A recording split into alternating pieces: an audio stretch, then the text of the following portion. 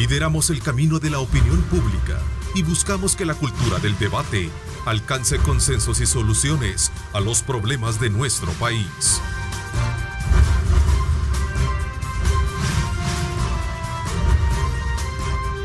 Diálogo con Ernesto López.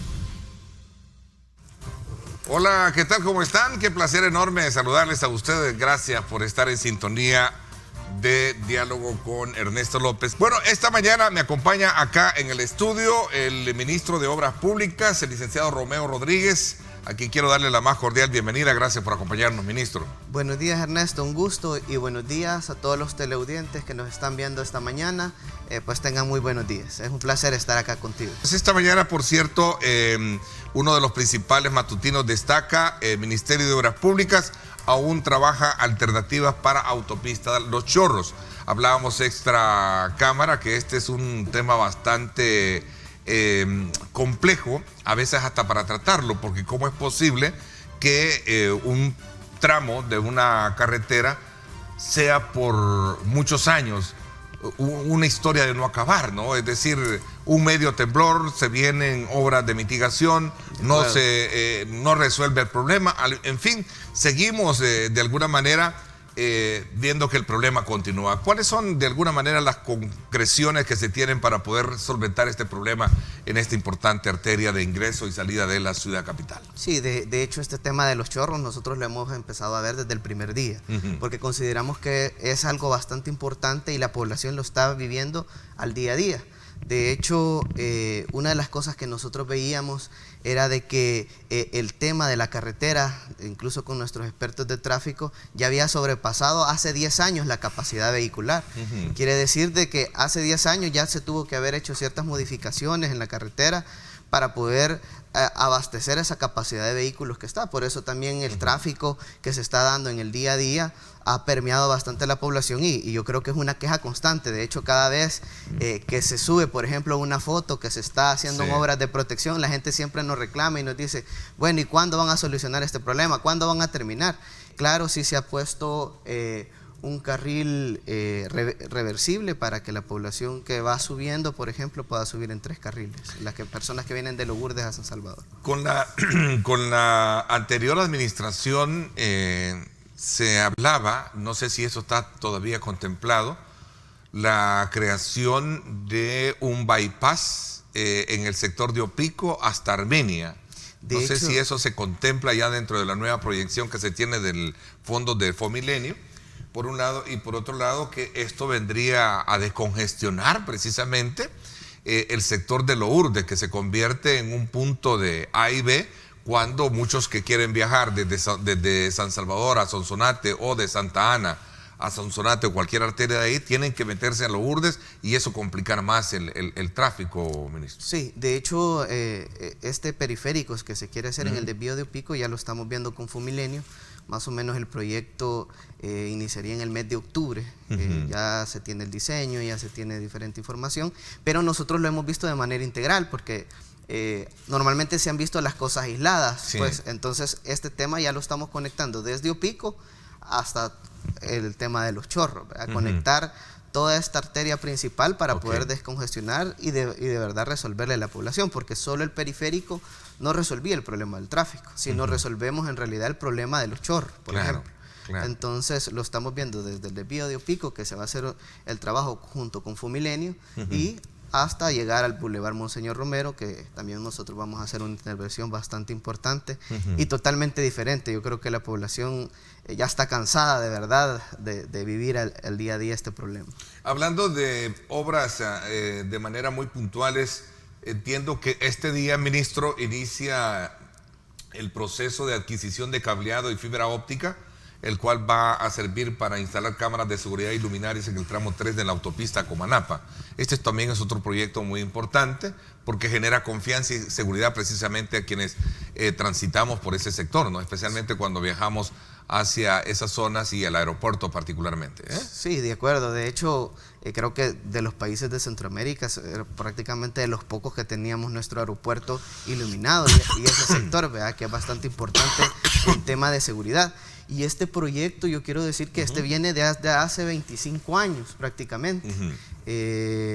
desde Calderón Sol y desde la administración del doctor Calderón Sol. Y la verdad que han habido diferentes trabas para poder ejecutar, y yo creo que al principio era el tema de la energía, porque estaban entre las alcaldías, que quién lo iba a pagar, pero yo creo que al final de cuentas era parte de voluntad política. Normalmente los proyectos se han hecho disociados con las alcaldías, disociados a llegar a acuerdos, pero nosotros lo estamos haciendo de manera conjunta con todos estos sectores que son importantes y claves para poder llegar al desarrollo del país. Entonces, pues sí, el día de hoy sale una libre gestión con respecto al tema del cableado, con respecto a la fibra óptica, porque anteriormente, de hecho, había un proceso que se hizo, pero básicamente solo se compraron luminarias y las cámaras, pero se les olvidó que había que instalarlas y se les olvidó que habían que comprar los materiales para poder hacerlo, ¿verdad? Entonces, de hecho, una de las inauguraciones que se hizo, porque se hizo una inauguración de parte del gobierno anterior, solo prendieron un switch para decir que estaba iluminado y de ahí se desconectaron. O sea, no existe la segunda. Este es el tramo 3, supuestamente hay un tramo 1 y el tramo 2. Deberían hecho, de estar iluminados. Sí, de hecho una parte del tramo 2, por ejemplo, no está iluminado, pues, ¿verdad? Entonces, porque lo que querían nada más era inaugurarlo para decir, bueno, aquí está el proyecto, ¿verdad? Pero igual las cámaras, se instalaron cerca de 65 cámaras y ninguna servía. Ahorita nosotros ya estamos, ya se arreglaron 15 cámaras, pero obviamente son cerca de 180 cámaras las que se van a poner, y ya estamos viendo ese tema de manera directa, y por eso estamos haciendo el proceso de compra.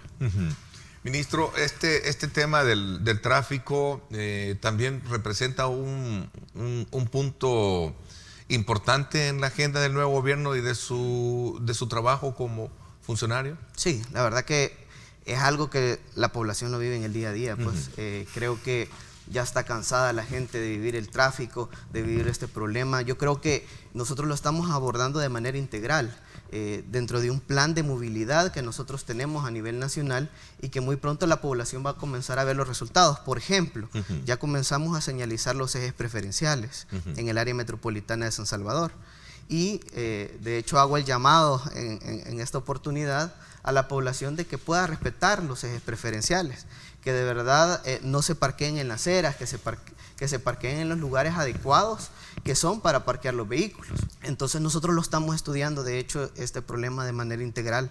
Yo creo que este puede ser algo que resuelva la movilidad. De hecho, veíamos unas fotos hace poco en el noticiero donde se veían, bueno, yo veía cerca de 8 buses movilizándose solo en un tramo de ahí del Boulevard El Ejército, pues, cuando en el tema del Citrans sería un bus articulado que se estaría movilizando. Pero también vemos el tema del bus, que de hecho hay buses especiales que van para San Miguel, que están en mejores condiciones, tienen aire acondicionado, son buses de mejor calidad que el que está transitando incluso ahorita actualmente.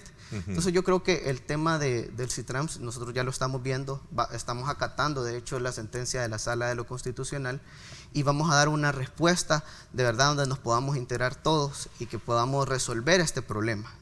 Ya estamos en conjunto con el Banco Interamericano de Desarrollo para buscar una solución integral a este problema, y yo creo que la población tiene que estar confiada que este problema se va a resolver y que la movilidad la vamos a mejorar en este tema. Pero también no solo es eso, sino que creo que nosotros lo estamos viendo esto como reordenar el área metropolitana de San Salvador, que creo que puede ser el primer comienzo. Hablando de ocupaciones 24/7, ¿no?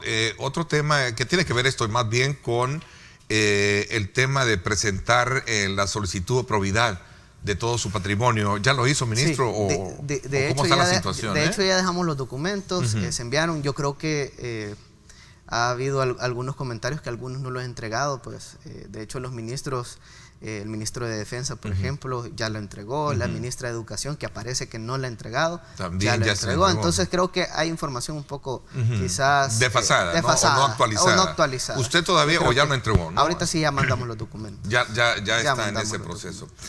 A ver, precisamente siendo puntuales en las grandes necesidades y demandas que tenemos los salvadoreños, y por supuesto también la apertura que hay como funcionario, como gobierno, para poder darle respuesta a las mismas. Y qué bueno también ver la participación muy activa de ustedes. Y por esa razón siempre los invito a que hagan buen uso de las redes sociales. @diálogo21, @Neto López Radio. Tenemos nuestra señal también en Facebook en vivo para que ustedes puedan compartirla con sus contactos y de esta manera tener una interacción muy, pero muy propositiva. Por ejemplo, hablaba acá alguien, ¿por qué no dotar, ministro, de mayores herramientas legales a los controladores de tráfico? A ellos no los respetan y ellos hacen un buen papel o tienen buenas intenciones.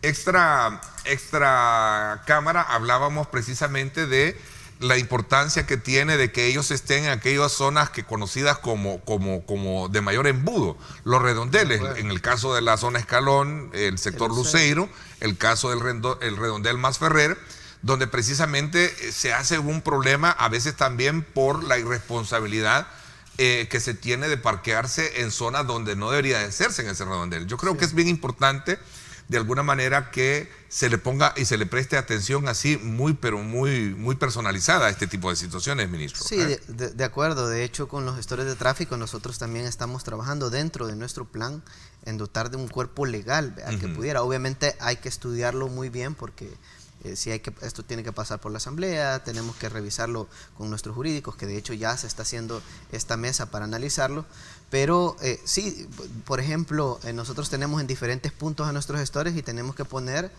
policías de tránsito en cada lugar, porque si no, no hay respeto, ¿verdad?, con ellos. Cuando lo que podríamos hacer es tener a nuestros gestores de tráfico en algunos puntos y diversificarlos con policía de tránsito en otros puntos, ¿verdad? Entonces, y valorando, podría incluso incorporarse incluso a veces el CAM, por ejemplo, de alguna alcaldía, como complemento, ¿verdad? Tener concluido esta obra, ¿no?, de este puente. Ministro, cuénteme un poco sobre este tema de presencia en los territorios, acompañando el plan y la fase número 2 que ha impulsado el gobierno.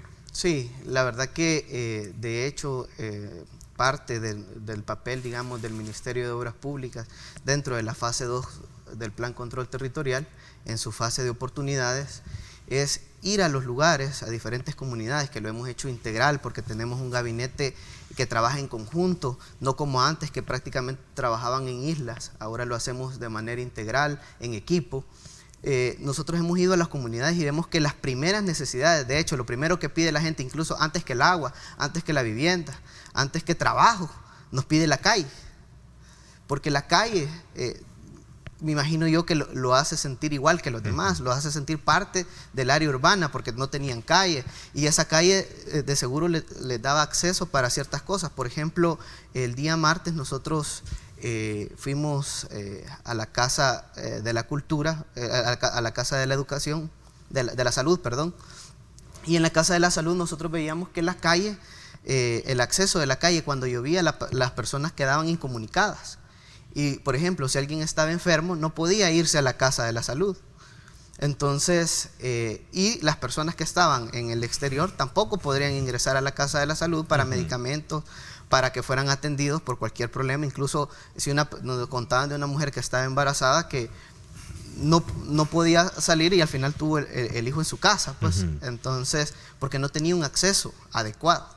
Y cuando llovía, por ejemplo, por tema de drenaje, por tema de cordón cuneta que no existe, y por el tema de la calle, ¿verdad? Entonces no tenía acceso a eso.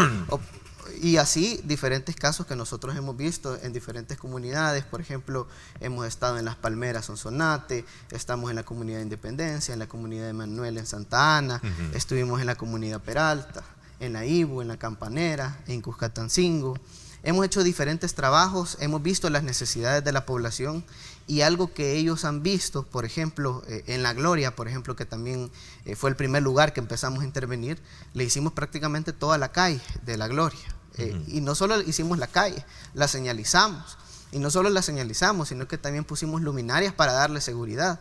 Entonces, esta es como una parte integral, un lugar totalmente peligroso, donde ahora los habitantes incluso nos dicen, ahora yo cerré un negocio, pero ahora, después de esto que ustedes han hecho, después del control de la fase 1, que se ha ordenado parte del territorio y se ha controlado este tema de seguridad, ahora me dan ganas de abrir otra vez el negocio. Entonces, es parte de las oportunidades que se les está dando a la gente que estaban prácticamente desahuciadas, que quizás pensaban que este problema de la violencia y de la delincuencia no se iba a resolver, y lo único que quizás les tocaba era emigrar a otro país. Ahora nosotros les estamos diciendo, quédense acá, nosotros les vamos a dar las oportunidades que ustedes necesitan, y se las vamos a dar con la conectividad social, con la conectividad vial, en el caso de obras públicas, y en el caso de otros ministerios estamos viendo en tema de deporte, cultura, en tema de trabajo, etcétera. Nosotros también como obras públicas estamos también viendo esas infraestructuras que se van a hacer, por ejemplo, los cubos. Bueno, gracias nuevamente por estar con nosotros. Vamos a nuestra segunda parte del programa. Hoy vamos a hablar sobre la importancia que tiene de colocar la Procuraduría para la Defensa de los Derechos Humanos a las grandes necesidades que tiene el país, especialmente para poder también comprender el papel que debe de desarrollar en cuanto a la defensa de este derecho fundamental que tiene la persona, y adaptarlo a cómo está también estos tiempos. Hoy, desde luego, vamos a hablar de este proceso de evaluación y gestión que existe en la Procuraduría de Derechos Humanos. Sabemos que hasta el 21 de septiembre es la fecha en la que debe concluir el periodo de la actual procuradora, la licenciada Raquel Caballero de Guevara, que también busca la reelección y que platicamos sobre este tema la semana pasada con ella. Hoy vamos a hablar precisamente con 2 de los 24 postulantes. Me acompaña acá Abraham Ábrego, candidato a procurador para la defensa de los derechos humanos. Abraham, qué gusto tenerte acá en el programa. Un gusto, gracias por la invitación, Ernesto. También nos acompaña Ismael Argueta. Él es el licenciado y también otro candidato a este cargo. Gracias por acompañarnos, Ismael. Igual, muchas gracias y un saludo a la teleaudiencia. Bueno, en esta materia. En este caso, yo tengo experiencia comunitaria. Trabajo en el Ministerio de Salud ejerciendo mi carrera y estoy pues en la parte final de mi carrera de Ciencias Jurídicas, y hemos tenido mucha experiencia, sobre todo porque el derecho humano a la salud es uno de los derechos que involucra otros derechos relativos o que confluyen. Nuestra experiencia también ha sido en el trabajo comunitario, el trabajo social. Hemos trabajado en sectores importantes como son la comunidad reclusa, las personas con discapacidad, los adultos mayores, las mujeres. El tema de la niñez, también formo actualmente parte del Comité Local de Derechos de Cesori, mi municipio. Trabajamos también con personas que tienen dificultades en términos de enfermedades, personas con cáncer, y mi trabajo es muy cercano a la gente porque en el ámbito de mi área de trabajo a mí me corresponde la parte de educación para la salud, promoción de la salud, y ahí vemos un montón de cuestiones que determinan la garantización de derechos humanos. Es indudable que nuestra experiencia, nuestra cercanía a la gente, más los conocimientos teóricos, nos permiten pues estar más cerca de la gente, y la experiencia es importante porque creo que hay que sentir desde las comunidades, desde la gente, y en eso nosotros hemos estado bastante tiempo involucrados y seguimos actualmente en ese proceso que nos permite conocer más de la gente. Nuestra cercanía al pueblo nos permite retomar de primera mano cuáles son sus aspiraciones, porque en general los derechos humanos, una definición bastante cercana es que son aspiraciones de los seres humanos para tener una vida digna, como eje principal lo que es la dignidad humana. Entonces la voz de la Procuraduría debería anteponer su atención a las víctimas y a sus violaciones de derechos humanos sobre el tema de quedar bien o mal con el sector público. En ese sentido se necesita esa independencia del sector público.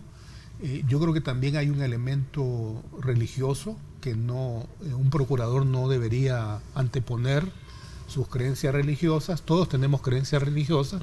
La Sala de lo Constitucional acaba de señalar y afirmar el tema de la laicidad del Estado que está en la Constitución, y un funcionario antepone su atención en la ley y en los derechos humanos a su creencia religiosa. Entonces, creo que mucho lo que ha afectado en la gestión es esa cuestión. Entonces, ha generado también un conflicto entre la Procuradora y estos sectores, cuando debería ser más que la Procuraduría analice si hay violaciones de derechos humanos, y estamos hablando de sectores vulnerables, estamos hablando de temas como la despenalización absoluta del aborto, cuando se sabe que el país es de los pocos países que mantiene la penalización absoluta, y eso ha sido condenado en tribunales internacionales.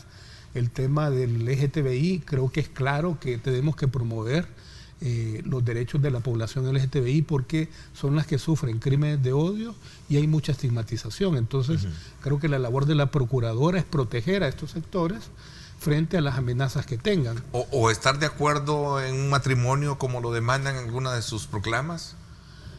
O sea, que son dos cosas diferentes, ¿no? Son, la defensa digamos, de sus principios fundamentales, también como personas, ¿no? Como ciudadanos. Sí, yo creo que, pero por ya ejemplo, este tipo de demandas, ¿qué papel debe de asumir o qué postura debe de tener a tu criterio? Yo, a mi criterio, el tema de la... ¿Tú eres pro aborto, Abraham? Yo no es que sea pro aborto. Yo soy contra la penalización absoluta del aborto. La Sala de lo Constitucional dejó claro de que, porque muchos mencionan el artículo 1 y la reforma de la protección del por nacer no significa que no haya una obligación de protección de la madre. Y hay casos específicos, como estaba regulado en el 74, donde frente a ese conflicto, cuando se da el aborto, se tienen que establecer excepciones, y la penalización absoluta es lo más grave que podría hacer como política pública para abordar el tema del aborto. Ok, te estoy haciendo estas preguntas directas porque se las hice también concretamente, y lo ha dicho, es pro vida.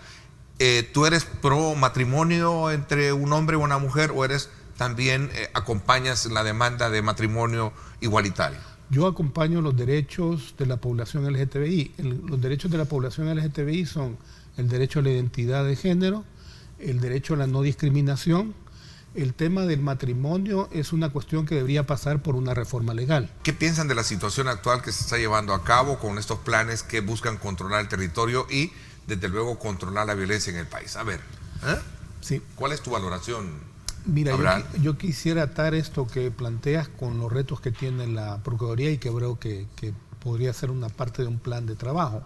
Uno es que la Procuraduría tiene amplias facultades según la Constitución y la ley, que no solo es la investigación de violaciones de derechos humanos, sí puede promover medidas preventivas, puede promover reformas legales, puede generar conciliaciones cuando es el caso entre el victimario y la víctima, puede proteger a víctimas, tiene las facultades para articular con instituciones públicas y privadas. Entonces, tiene una amplia gama de funciones que le permite manejarse no solo con el tema de la denuncia, que es la parte más conocida de la Procuraduría y que es la que puede generar más temor, sino que tiene posibilidad de manejarse a nivel de diálogo con las instituciones, y a eso voy con la política.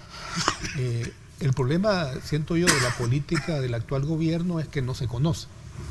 A diferencia de la gestión anterior, que había un documento escrito que establecía como la ruta a seguir, que si no la siguieron o la siguieron mal era otra cosa, pero había una referencia. En este caso no conocemos la política de seguridad, y creo que la labor de una Procuraduría era promover la discusión con el gobierno sobre cuál es la política. Conocemos las fases, nos damos cuenta de que hay una fase luego y otra fase posterior, pero no conocemos el plan. Y a esto voy con que yo le expresaba a algunos funcionarios de gobierno actual que la preocupación era que se veía venir como que el énfasis era represivo. O sea, en el discurso de los funcionarios, por lo menos en las primeras etapas, era la misma mano dura en el campo, y un poco la preocupación era eso.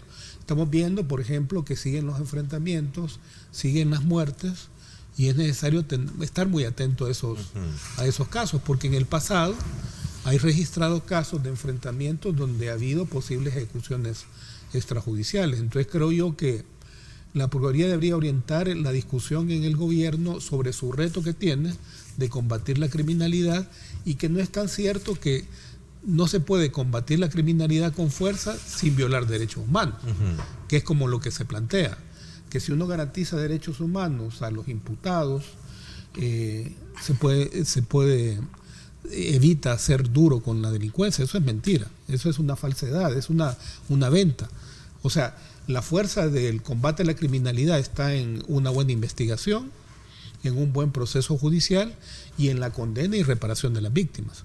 Si yo solo tengo capturas y meto a la cárcel, resuelvo el problema temporalmente, pero si no tengo procesos fuertes judiciales, se caen y al final no resuelves el problema. Ok, vamos a ver, Ismael. Bueno, en ese mismo sentido, bueno, Ernesto, ¿qué piensa de lo que se está haciendo o llevando a cabo para controlar la violencia en el país? Ok, yo aquí tengo la Constitución, que es la máxima ley, la Carta Magna le dicen, y todas aquellas acciones que sean para controlar el tema de violencia tendrá que pasar por acá. Yo hace poco vi una imagen que salió en las redes que fue muy movida, donde a un niño de 10 años, según decía ahí, le intervinieron de una forma que eso no va con el Estado de Derecho, ¿sí? No va con el Estado de Derecho. Cuando fue registrado, no procede. Los derechos humanos se derivan de la dignidad humana, que es tratar a las personas siempre como fin y jamás como medio, según lo que decía Kant y otros autores.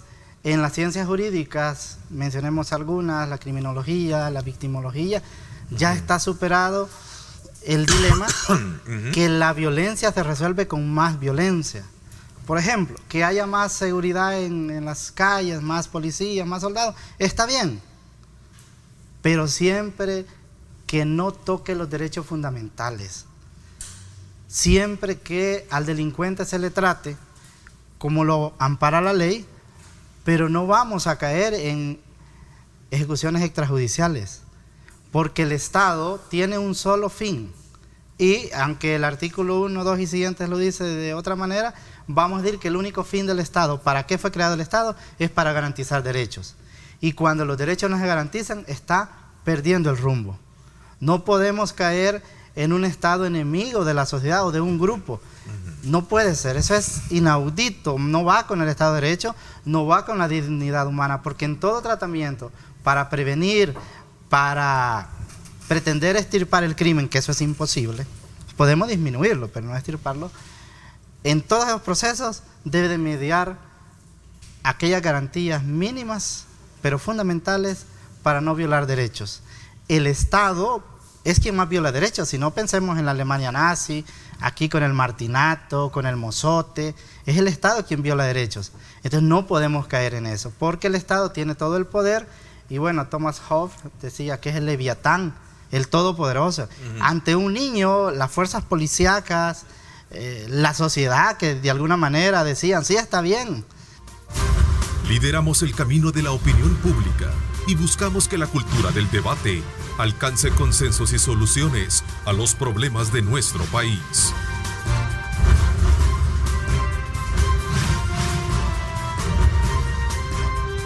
Diálogo con Ernesto López.